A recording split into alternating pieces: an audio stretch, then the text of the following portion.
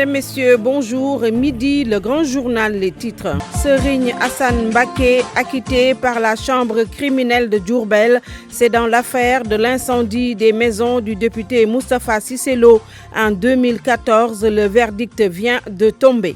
La justice ouvre le dossier Guy Marius Sagna et compagnie. Dr Babacar Diop, Malik Diao, Biaï et Ousmane Sarr entendus aujourd'hui dans le fond par le doyen des juges. Demain jeudi, Guy Marius Sagna et le reste du groupe feront face aux magistrats instructeurs.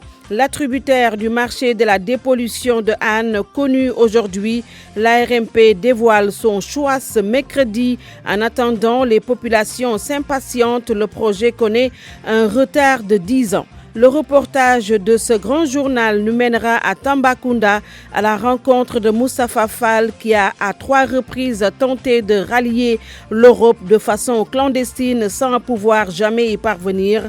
Il racontera ses mésaventures en cette journée internationale des migrants. Les actualités internationales à Narocha. Guinée-Bissau, à 10 jours du second tour de la présidentielle, ralliement massif d'enseignants en colère au candidat Oumaro Sissoko Embalo. Ouverture aujourd'hui du procès de Charles Blé Goudé en Côte d'Ivoire. L'ancien leader des jeunes Ivoiriens est accusé de crimes contre l'humanité. Et puis le massacre de Yumbi en RDC, 1 an après le drame, il pourrait être qualifié de crime contre l'humanité selon l'ONU. Ces attaques qui ont coûté la vie à plus de 500 civils étaient planifiées. Le studio qui se féminise, les sports à Soda Cham. Basketball, Moustapha Gaye à la tête de la direction technique nationale. La proposition de la Fédération sénégalaise de basketball a été transmise au ministre des Sports qui doit donner son aval. En attendant, Cheikh Tidiane Diagne va nous proposer le portrait de Moustapha Gaye qui, à la tête de la sélection nationale masculine et à la sélection féminine, le journaliste de record Mor Bassignan va tenter de répondre à la question football. Le classico tant attendu Barça Real ce soir à 19h à suivre l'analyse de Limamou Diop Mbengue, ancien joueur du Real de Madrid et de l'Atlético. Vers une baisse du prix de l'électricité au premier semestre 2020, une annonce de la présidence de la République. On en parle d'un point de vue. À la technique de ce grand journal, il y a Alun Ba et toujours avec un immense plaisir au micro Binta Diallo. Bienvenue à tous et à toutes. Abdourahmane Kamara va désormais reposer au cimetière Marmial de Sor à Saint-Louis. La levée du corps du défunt directeur de publication du quotidien Walfadjri a eu lieu tout à l'heure à la mosquée de Sacré-Cœur. Amis proches et confrères ont tenu à dire un dernier au revoir à Kamou.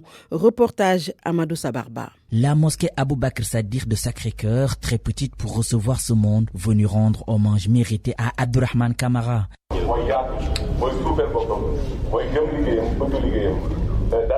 Les témoignages se succèdent et se ressemblent sur l'homme. Une grosse perte pour la presse sénégalaise, dit Jean-Maïs Diop. Regardez tous ceux qui sont présents à ces obsèques-là. C'est cette feuille de présence-là, en quelque sorte, qui témoigne de l'importance ou bien de l'attachement de ces gens-là à Kamou, comme il était attaché. Kamou, pour les intimes, un homme rigoureux, courtois, discret, retiennent Souleymane Ndiaye et Maître Madi Kenyon. Un homme discret, loyal, fidèle et très consciencieux. Abdourahmane, je l'ai côtoyé et je peux témoigner pendant 30 ans. Je ne parle pas de ce que nous avons vécu ensemble à Saint-Louis. Je n'ai pas de souvenir de Abdourahmane Kamara comparaissant pour des délits de presse. Et cela veut tout dire qu'il a exercé son métier dans la pure tradition du respect de la déontologie. À la rédaction Walf Quotidien, on imagine déjà l'atmosphère sans grand Kamou, pense Majib Gaye, journaliste au groupe Walfadjri. Ça c'est sûr, parce que sans Kamou, ça risque d'être très très difficile. Des cernes aux yeux qui montrent la douleur de la perte. Marem Seck confie que son oncle était le rassembleur de la famille. Il était toujours en train de rassembler la famille, essayer de s'assurer qu'on soit tous alignés, qu'on se soutienne tous en fait. Sorti au CST en 1982, Abdourahmane Kamara a presque consacré toute sa vie au journalisme et rejoint à jamais sa ville natale, Saint-Louis. Abdourahmane Kamara est décédé dimanche dernier au Maroc des suites d'une maladie. Que la terre de Saint-Louis lui soit légère. RFM, la radio de toute l'actualité. Augmentation du coût de l'électricité, le gouvernement compte-t-il faire marche arrière du fait de la pression populaire? Hier, en tous les cas, le chef de l'État a reçu le directeur général d'une société conseillère financière Fieldom et il était question du financement d'actifs de Sénélec dans le but de revoir les tarifs de l'électricité. Voyons tout cela avec Georges Détidiop. Un pas en avant, un pas presque en arrière. Le gouvernement serait-il sur le point d'opérer une reculade sur la hausse des tarifs de l'électricité, mesure du reste très impopulaire, ça en a tout l'air. Et le cas échéant, beaucoup vont lier la nouvelle démarche à la pression de la rue avec la jonction des organisations de la société civile pour exiger du régime qu'il revienne sur sa décision d'augmenter le prix de l'électricité. Hier, le président de la République a reçu en audience le directeur général de Fieldstone, une audience en présence du ministre du Pétrole et des Énergies, Mohamedou Makhtar Cissé. Selon les services du palais à travers le compte Facebook de la présidence, les échanges ont porté sur le financement d'actifs de la Sénélec pour baisser le tarif de l'électricité. L'objectif étant de concrétiser cette offre au premier semestre de l'année 2020. Le ministre du Pétrole et des Énergies et les services de communication de la présidence de la République sont injoignables sur la question, mais elle présente Fieldstone comme une société conseillère financière de la Commission économique des Nations Unies. Fieldstone a vu le jour en 1990. Sur son site, la société se présente comme une banque d'affaires indépendante, leader dans les domaines de l'énergie et les infrastructures. Ses clients, les grandes entités cotées en bourse, les promoteurs de projets individuels, les gouvernements, les institutions financières de développement. Sa filiale, FAIR, Fieldstone Africa Investment Resources, a été créée en 2016. Entre autres services que propose Fieldstone Africa, le conseil stratégique, la structuration financière, la restructuration. Au Sénégal, Fieldstone a son siège à l'immeuble SDIH à Dakar, à la place de l'indépendance. Et nous parlerons de cette baisse annoncée du prix de l'électricité au premier semestre 2020 dans la rubrique Point de vue. La chambre criminelle de Diourbel vient d'acquitter Serigne Assane Mbacké dans l'affaire de l'incendie des maisons de Moustapha Cissé Lo. Dans son réquisitoire, l'avocat général a soutenu qu'il n'y avait aucun élément sur la culpabilité de l'accusé. Serigne Assane Mbacké avait été placé sous mandat de dépôt dans le cadre de cette affaire avant de bénéficier d'une liberté provisoire. Les faits remontent à 2014 lors de la campagne électorale des locales. 12 jours après leur mise sous mandat de dépôt, Guy Marius Sagna et compagnie, entendus dans le fond du dossier par le doyen des juges, premier à faire face aux magistrats instructeurs aujourd'hui, Dr Babacar Diop, Malik Diao Biaye et Ousmane Sarr. Demain jeudi, ce sera au tour de Guy Marius Sagna et le reste du groupe d'être interrogés par le juge d'instruction. Ils ont été inculpés pour rassemblement illicite. Guy Marius Sagna est quant à lui encore poursuivi pour actions diverses, rébellion, violence et voies de fait sur des agents de la force publique. Souleymane Jim, le 9e inculpé, a bénéficié lui d'une liberté provisoire et placé sous contrôle judiciaire. Le collectif Nyolank Nyobagn entame des rencontres avec les centrales syndicales. Ils ont été reçus aujourd'hui par le secrétaire général de la CNTS,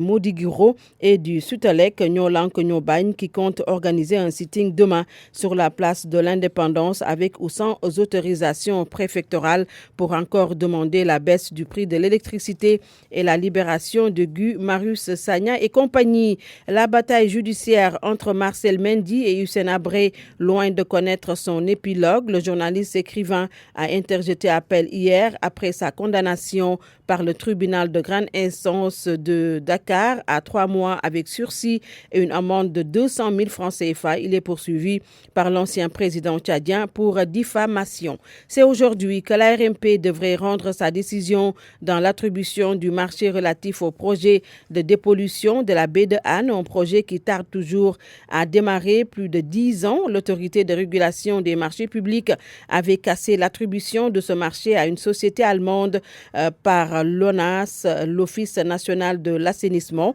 Sur place à Anne, les populations s'impatientent. Elles disent ne plus pouvoir cohabiter avec les ordures ménagères. Ce qu'elles veulent, et sans délai d'ailleurs, c'est la reprise des travaux pour que la baie retrouve son lustre d'antan. Reportage Papa Balagueye. La reprise des travaux de dépollution de la baie de Anne, l'un des plus grands souhaits des populations de Anne Bel-Air. La plage, toujours aussi sale et envahie par les déchets venus de divers horizons, ne laisse personne indifférent depuis l'arrêt des projets de dépollution. Papignon, le cœur meurtri, se désole de l'état actuel de la baie. L'arrêt des travaux nous a fait très mal. On avait fait une conférence de presse pour demander à ce que les travaux reprennent.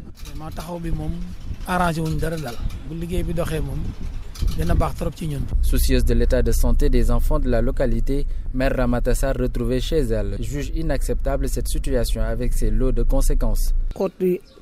Il y a des débris de verre partout et les pêcheurs peuvent se blesser à tout instant. En plus de cela, on n'a plus de poissons de qualité, sans compter l'état de santé de nos enfants qui se dégrade de jour en jour. Président d'une association très active dans le nettoiement de la baie de Anne, Pape Diop, en plus de déplorer l'arrêt des travaux, sollicite des moyens d'appoint, une façon de limiter tant soit peu les dégâts avec la remontée des ordures. Ce que l'on souhaite, c'est la reprise des travaux. On avait vraiment espoir.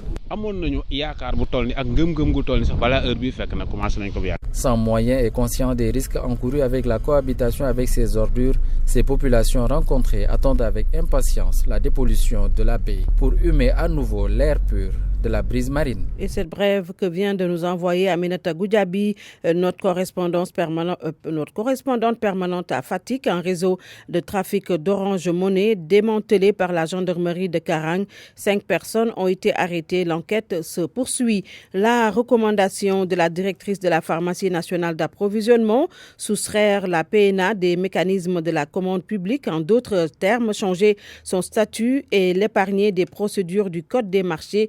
Cela dans le dessein de faciliter l'approvisionnement en médicaments. Le docteur Annette Seck Ndiaye était l'invité de RFM Matin.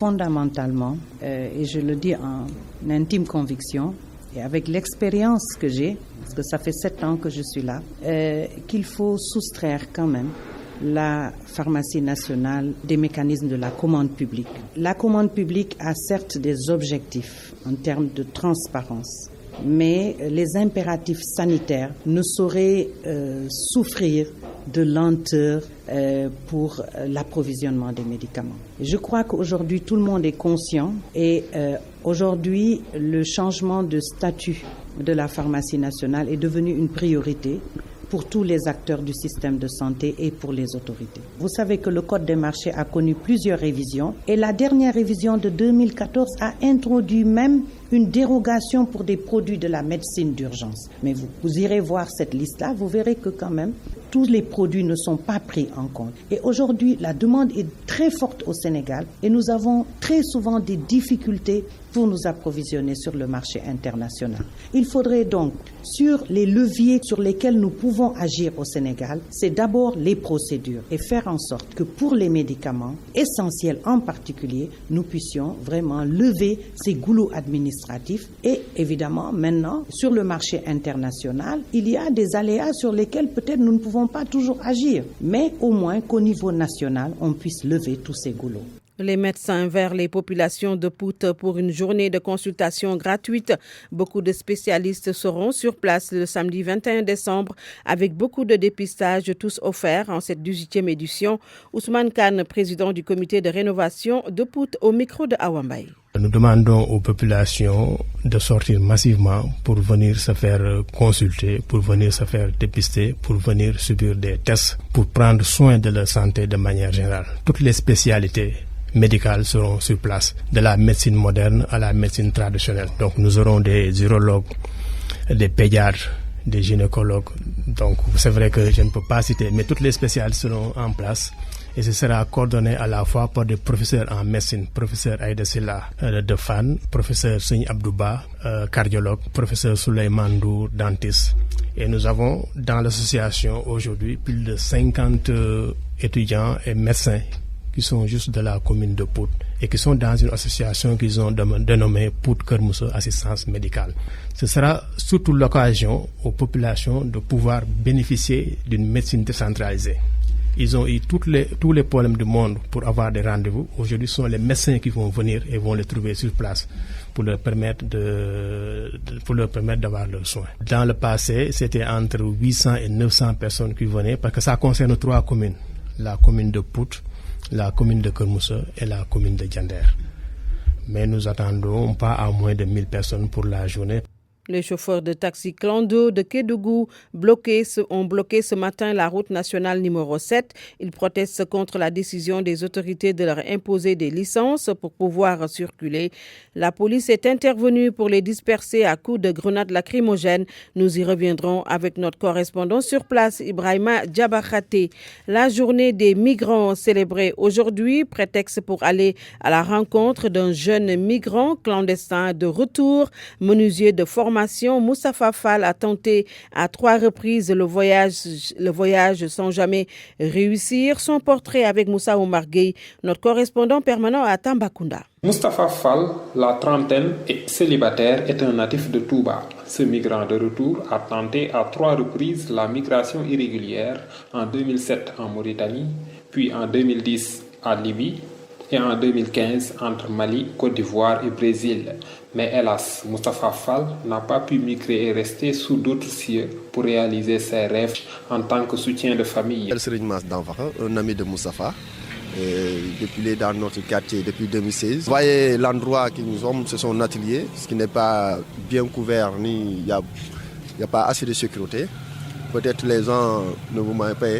Il a la mission de rester et créer un petite et moyenne entreprise à menuiserie. Selon Moustapha Fall, il sera difficile de retenir les jeunes au bercail parce que les promesses de création d'emplois, de financement des jeunes, de dotation de machines modernes, ainsi que les 15% du mobilier national qui ont été promis aux artisans ne sont qu'un éléphant blanc. À l'inspection d'académie Tambacounda. En fait, il faut corriger d'abord l'inégalité et l'inéquité. En fait, les ONG, c'est des programmes à durée déterminée. Mais il ne peut pas avoir besoin de 5 ans. 5 ans, c'est juste pour passagers. Maintenant, ce qu'ils vont mettre là-bas comme programme, c'est ce qui devait être entretenu, suivi. À Tambacounda, plusieurs ONG, projets et programmes s'activent dans la sensibilisation pour ce qui concerne la migration. Mais hélas, les candidats sont plus que jamais déterminés à vouloir quitter leur terroir pour un lendemain meilleur. Moussa Oumar Gueye, Tambacounda, Radio Futur Média. Les conflits entre éleveurs et agriculteurs prennent des proportions inquiétantes dans la commune de Taïba Ndiaye, située dans la zone des Niayes. Pour trouver des solutions à ces incidents, une rencontre nationale a été initiée par des éleveurs, juristes et autorités locales. Cheikh Anta Diop.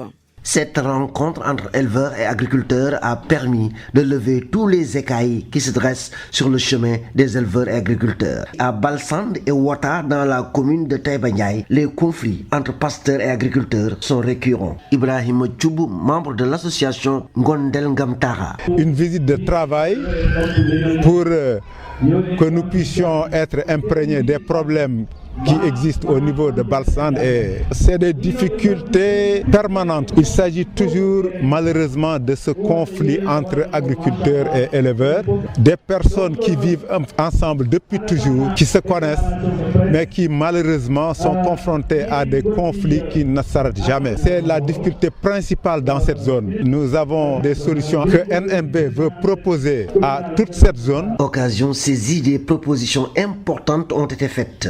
Le problème foncier, c'est sur les mêmes terres qu'on cultive et qu'on élève. Les éleveurs n'arrivent plus à faire paître leur bétail dans des endroits sécurisés. La plupart des terres est occupée par des champs. Et nous, la solution que nous voulons apporter, c'est simplement le respect des textes, le respect des dispositions légales qui réglementent la vie en commun des éleveurs et des agriculteurs. Ces agriculteurs et éleveurs lancent ainsi un appel aux autorités pour la valorisation des immenses potentialités de la zone des Niayes. RFM Thiès, Cheikh Anta Diop. Pour moi, RFM, c'est la radio la plus proche de la population. RFM. toujours plus proche de vous. RFM et TFM ne font vraiment pas de cadeau à la concurrence, toujours première. Et cela s'est encore confirmé avec le dernier sondage BDA publié hier dans la banlieue dakaroise. Les auditeurs de Radio Futur Média sont tout contents. Reportage Salif Sow. RFM, ça s'écoute, ça se voit et ça s'impose. Baye Diagne, taximan. Ce sont les passagers même qui nous imposent RFM. Le client est le roi. Ça intéresse beaucoup.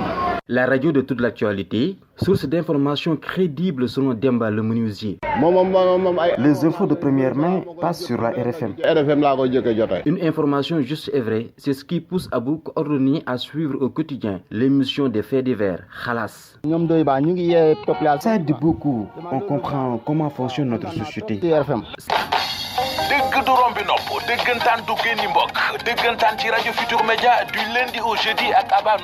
C'est le 10-12 sur la 94.0 Dakar. Les sports aussi se sont taillés une bonne place sur ces ondes. Je trouve bien les reportages en Wolof parce que tout le monde ne comprend pas français. Bien avant le grand journal de midi, c'est la très suivie RFM Matin qui réveille les auditeurs. J'écoute Babacar Fall, Colos aussi, je le suis. RFM Radio Première, TFM Télévision Première. Maman ne peut pas se passer du miroir du Sénégal. Je suis la télévision tous les jours. La télévision et la radio, c'est un bon programme, des éditions spéciales et des breaking news. Aux yeux du PDG Youssou Ndour, GFM, c'est Real de Madrid. Salif Sow, Guédiawaye, Radio Futur Média. RFM. L'actualité internationale. L'actualité internationale sur la radio en puissance, c'est avec Analita Rocha. Bonjour Anna. Bonjour Binta Diallo, bonjour à tous. La Guinée-Bissau d'abord, où les enseignants sont très en colère. En mouvement d'humeur pour non-respect des engagements pris par le gouvernement, 14 000 enseignants du public ont choisi leur camp.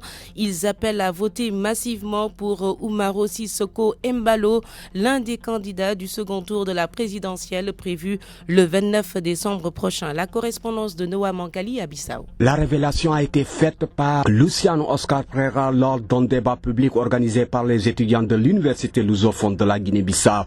Son responsable a expliqué que le collectif des enseignants du public a décidé tous de voter pour le candidat du mouvement pour l'alternance démocratique Madem G15, Oumar Sissoko Embalo. Oscar Pereira a souligné que le gouvernement dirigé par Aristide Gomis, qui supporte la candidature de Domingos Mons Pereira du PAIGC, n'a pas respecté les accords signés entre le syndicat et le gouvernement, et le syndicat a décrété une grève de 5 jours qui est en cours. Cependant, Bungo Massagnan, porte-parole du syndicat national des enseignants, a déclaré que la grève dans le secteur de l'enseignement public n'est pas due à la volonté des enseignants, mais parce que les enseignants ont été poussés, car la carrière des enseignants a été approuvé depuis janvier 2011, mais que le gouvernement n'a pas voulu mettre en exécution. Sagnan a déclaré que les syndicats n'avaient rien à voir avec les partis politiques, mais ils sont obligés de faire leur travail pour défendre la classe en cas d'injustice. On rappelle qu'un nouveau préavis de grève de 60 jours est en cours d'exécution à partir de janvier 2020. Nouaman Bissau. RFM. Côte d'Ivoire avec la reprise aujourd'hui du procès de Charles Blé Goudé. Charles Blé Goudé poursuivi par la justice ivoirienne pour son implication présumée dans certaines affaires liées à la crise post-électorale survenue entre 2010 et 2011. L'ancien leader des jeunes de la Côte d'Ivoire est accusé d'actes de torture, homicide volontaire, viol, entre autres. Daouda Diouf. C'est la justice ivoirienne qui le poursuit parce qu'il a été acquitté des accusations de crimes contre l'humanité par la Cour pénale internationale. Charles Blé Goudé, le dossier de l'ancien ministre, est rouvert par la justice ivoirienne pour des accusations entre autres assassinats, tortures, viols durant la crise post-électorale de 2010 à 2011 en Côte d'Ivoire. Les avocats de Charles Blé Goudé qui se sont constitués se sont retirés de la procédure le mois dernier. Ils dénoncent un procès illégitime. En boycottant l'ouverture du procès au tribunal de première instance ce matin, la défense de l'ex-meneur des jeunes patriotes ivoiriens veut dénoncer une procédure qu'elle estime anormale. Pour les avocats, la justice ivoirienne ne peut pas poursuivre Charles Blé Goudé, déjà acquitté en première instance par la CPI en janvier dernier. Le procureur général de la Cour d'appel Marie-Léonard Lebris leur répond que les faits incriminés, torture, viol et homicide notamment, ne sont pas les mêmes. Du côté des avocats des victimes présumées, on souhaite un procès et des réparations pour la trentaine de clients. Mais ils trouvent que la procédure est bâclée parce qu'ils ignorent toujours le contenu du dossier d'accusation. Daouda Diouf, le massacre de Yumbi en RDC pourrait être reconnu comme crime contre l'humanité. Selon l'ONU, ces attaques qui ont eu lieu entre le 16 et le 18 décembre 2018 étaient planifiées et organisées. Malgré quelques arrestations, toujours pas de procès, nous dit Awambaye. Un an après le drame de Yumbi, beaucoup de tombes restent en l'état alors que sur demande du gouvernement congolais, le Conseil des droits de l'homme des Nations Unies a autorisé depuis le mois de septembre le déploiement d'une équipe de médecins légistes pour faire avancer les enquêtes. Et toujours pas de procès malgré l'arrestation d'une quarantaine de personnes actuellement à Kinshasa. L'actuel ministre des Droits humains dit attendre la justice pour qu'elle se prononce sur ce sujet. Et dans les prochains jours, il va se rendre à Yumbi pour une mission d'évaluation. Le ministre dit également compter sur un fonds d'indemnisation des victimes pour venir en aide aux déplacés. Avant de fermer cette page internationale, l'actualité en France, après 2 semaines de grève et de manifestations, Emmanuel Macron est disposé à améliorer le projet de réforme des retraites. C'est ce qu'a fait savoir son entourage ce matin, cité par Radio France Internationale. Le président français n'abandonnera pas le projet contesté, mais il est disposé à l'améliorer avec des discussions avec les syndicats. Selon RFI, toujours, la présidence laisse entrevoir des avancées d'ici la fin de la semaine. Le Premier ministre Édouard Philippe reçoit dans l'après-midi les leaders des syndicats et du patronat. Binta. Merci beaucoup, Analita Faye. Une baisse du prix de l'électricité au premier semestre 2020, une annonce de la présidence de la République. On en parle tout à l'heure avec Maître Massorna Khan. Il est le président de SOS Consommateurs, et El Haj Ibrahim Ndao, expert consultant en énergie, ancien directeur général de Sénélec. Bonjour Adiaratou Binta Diallo. Basket, Moustapha Gaye à la tête de la direction technique nationale, une proposition de la fédération transmise au ministre des Sports aujourd'hui. Jusque-là, sélectionneur des Lions du basket, Moustapha Gaye va devenir le directeur technique national. La fédération sénégalaise de basketball l'a annoncé hier. Une proposition, vous l'avez dit, sur la table du ministre des Sports qui va signer le décret dans les heures ou les jours à venir. Déjà, cher Tidiane Diagne nous dresse le portrait de Moustapha Gaye. C'est sous sa direction que le Sénégal a remporté pour la dernière fois l'Afrobasket féminin en 2015 à Yaoundé. Au-delà de cet exploit retentissant en terre camerounaise, l'on se souvient de ce coup de sang de Tafa Gueye, cette vidéo où, en perdant ses nerfs, le sélectionneur des Lions tapait violemment sur la bouteille d'eau entre les mains de sa joueuse Ramatou Daou. Un incident largement commenté et même condamné, mais qui a fouetté l'orgueil des Lions qui finiront par remporter par la suite le trophée continental. Son franc-parler, sa témérité lui ont valu une suspension pour 5 années au sortir de la finale de l'Afrobasket perdue en 2011 pour offense au président de la Fédération sénégalaise de basketball. À l'époque, le natif de Tambacounda avait taxé Baba Tanyan de calamité pour le basketball national en réponse à ce dernier qui s'offusquait du revers contre l'Angola en finale. Âgé de 56 ans, Moustapha Gueye, professeur d'éducation physique, a désormais en charge d'élaborer une stratégie de développement de la discipline partout au Sénégal. Appelé à la rescousse pour remplacer Abdourahmane Ndiaye Adidas à la tête de l'équipe nationale masculine, l'ex-entraîneur de l'AS Douanes a conduit nos Lions au Mondial 2019. Pressenti au poste de directeur technique national, l'information a été donnée en exclusivité par le quotidien Record du groupe Futur Média avant d'être battue en brèche par la Fédération sénégalaise de basketball. Hier, cette même fédération a intronisé Moustapha Gueye qui remplace son ancien patron Maguette Diop au perchoir depuis 5 ans. Cher Tidiane Diagne, on a aussi annoncé lors de cette réunion du bureau fédéral que le sélectionneur des Lions, Cheikh Sarr, a été démis de ses fonctions. Alors une question s'impose, Binta, qui, à la tête des sélections masculines et féminines du Sénégal, le journaliste du quotidien Record, Pape Mor Bassignan, tente de répondre à la question. D'abord, je pense qu'Abdourahmane Ndiaye Adidas, Cheikh Sarr, même un entraîneur étranger, européen, que ce soit espagnol, français ou américain, peut valablement coacher les Lions. Je dirais qu'Abdourahmane Ndiaye Adidas avait déjà entamé un travail. Malheureusement, il n'a pas été reconduit par la Fédération sénégalaise de basket. Cheikh Sarr, désormais coach des Lions aussi, connaît bien l'équipe nationale masculine. Donc, ce sont pour moi des profils intéressants. Et il faudra juste mettre les formes et voir parmi ces candidats qui peuvent prétendre à ce poste et propulser le Sénégal au devant de la scène en 2021. Chez les filles aussi, il y a beaucoup de profils. Sur le plan local, d'abord, il y a Birahim Gaye, le coach de Saint-Louis Basket, qui a été pendant longtemps le sélectionneur des U18 filles. Il y a Elhadji Diop, ex-adjoint de Moustapha Gaye chez les Lions. Il y a Raoul Toupane.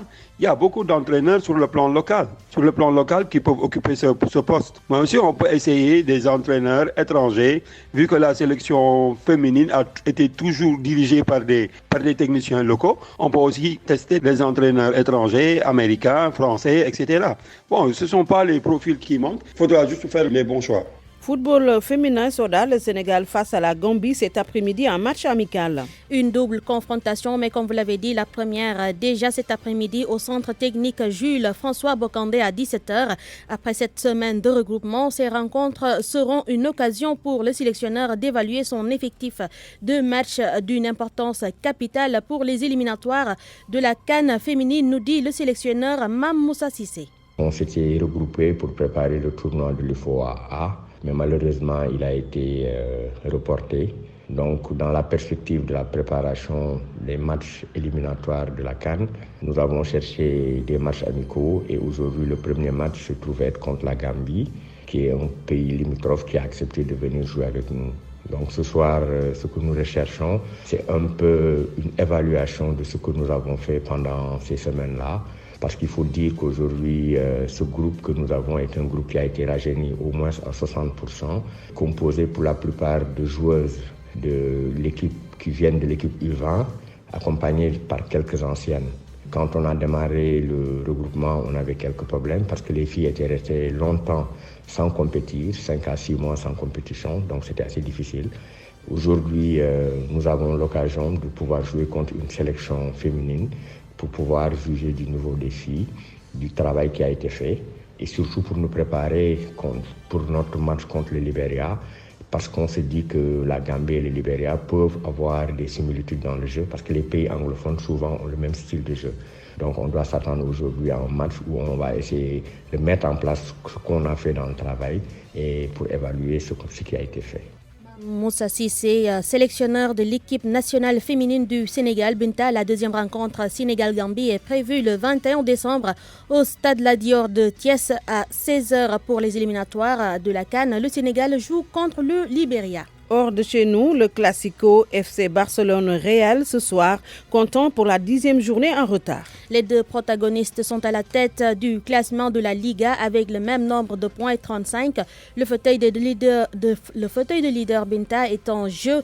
Un match décisif selon l'ancien footballeur du Real et de l'Atlético Madrid et président du centre Vicente del Bosque des Parcelles Assainies, Limamou Diop Mbengue, que je vous propose d'écouter. Le Barça a toujours réalisé une démonstration football presque dans toutes les classicos, plus que le Real Madrid. Le Barcelone a toujours été gagnant côté du possession de balle. Mais attention, le Barça n'est plus le Barcelone des 5 dernières années, ni le Real Madrid aussi, et le Real Madrid dans les 5 dernières années. Surtout le Real Madrid, le Barcelone a encore Lionel Messi et le Real Madrid n'a plus un joueur comme Cristiano Ronaldo. Ce sera un match, parmi de ma part, un match de gagnant-gagnant. Parce que tu sais, moi, si j'étais à la place de Zinedine Zidane, j'aurais joué comme le style de Mourinho, quand même Mourinho a fait le Barcelone. Parce que on est toujours d'accord, que le Barcelone a toujours gagné à côté des possessions de balle. Le Barcelone a toujours réalisé une démonstration de football presque dans tous les classicos, techniquement, tactiquement et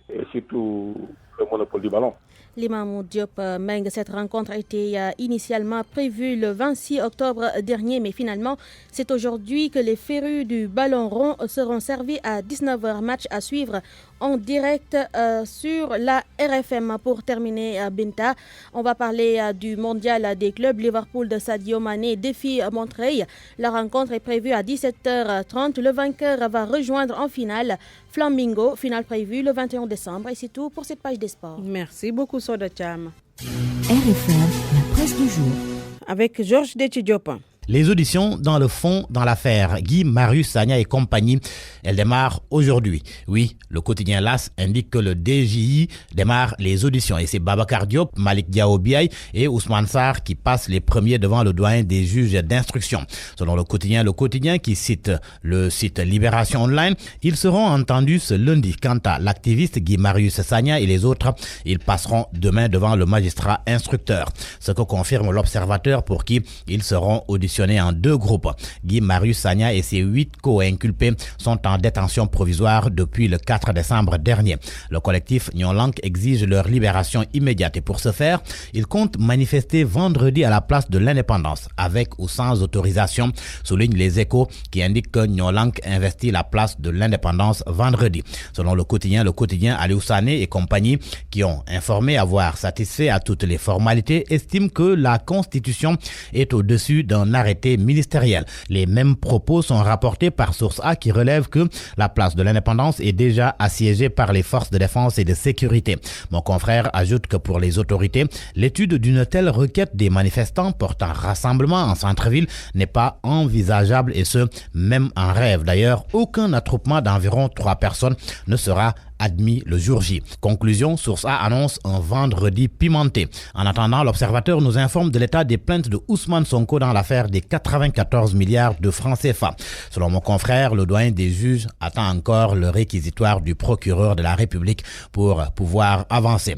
Des nouvelles à présent de Seydina Fall Bougazeli. Sa vie en prison depuis son placement sous mandat de dépôt dans l'affaire des faux billets de banque. Selon Tribune, l'ex-député refuse les promenades dans la cour et se tourne vers les Khassaïd. De Rebeuss au camp pénal où sont écroués Mahmoud Sidi Baba El Atig, Mustafa Amar Bachir et Eril Adebe pour terrorisme présumé, Libération révèle que le FBI a transmis via l'ambassade des États-Unis au Sénégal une demande d'entraide judiciaire pour les interroger à Dakar. Selon le journal, les informations obtenues par le FBI attestent de leur implication présumée dans les attentats qui ont frappé le Mali, le Burkina Faso et la Côte d'Ivoire entre 2015 et 2016. Cette enquête sur Malik Gakou à lire dans l'Observateur. L'Obs qui note que le leader du grand parti et naguère opposant farouche au régime du président Sall s'est aujourd'hui emmuré dans un silence bruyant de questions.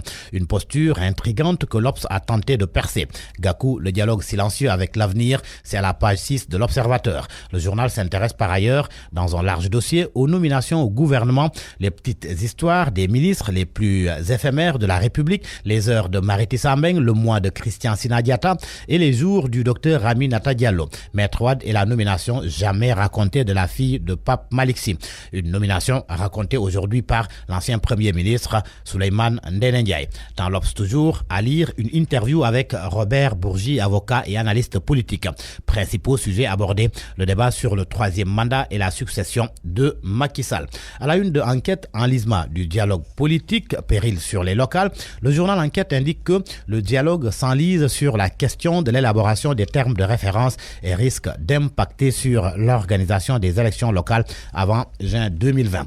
Un responsable de l'opposition, Sagar Diouf, confie d'ailleurs dans Enquête qu'il y a des sujets techniques comme la biométrie et il leur faut des experts. Les alliés, pendant ce temps, confortent Macky Sall au sujet de la hausse du prix de l'électricité, ce malgré la grogne. C'est ce que relève en tous les cas Sud Quotidien. Sud a interrogé par exemple le porte-parole de la Ligue démocratique, Moussa Sarr, pour qui cette baisse de la subvention de l'État permettra de réaliser l'accès universel à l'électricité.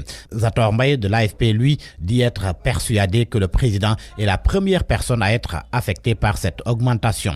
Le rapport d'ONU Femmes sur les violences basées sur le genre, il fait l'objet de la une du journal Les Échos. Les femmes entre excision, violences physiques, sexuelles et conjugales. Selon le rapport, les violences basées sur le genre sont multiformes dans la société sénégalaise et concernent l'excision qui, en dépit des sanctions pénales encourues, est encore pratiquée sur certaines filles, notamment dans le sud-est du pays, même si le pourcentage national est en baisse. Quant aux violences sexuelles, les victimes concernent les femmes en rupture d'union.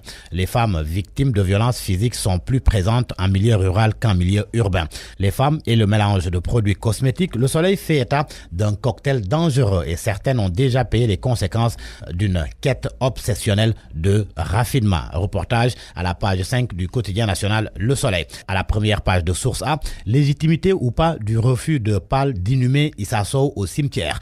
Prêcheurs divisés, les avis de Oustaz Aliou Sall, Imam Kanté, Ahmed Khalifa Niasse et Oustaz Maodo Faye dans Source A. En sport, l'attraction du jour, le Classico espagnol à 19h à la une de Record. Barça Real pour le fauteuil. À vos kiosques et bonne lecture.